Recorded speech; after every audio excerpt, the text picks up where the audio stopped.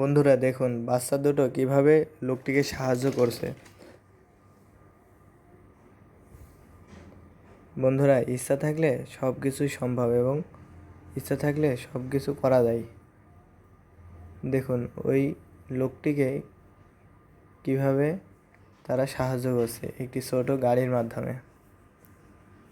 ভিডিওটি ভালো লাগলে শেয়ার করবেন এবং সবাইকে দেখার সুযোগ করে দেবেন।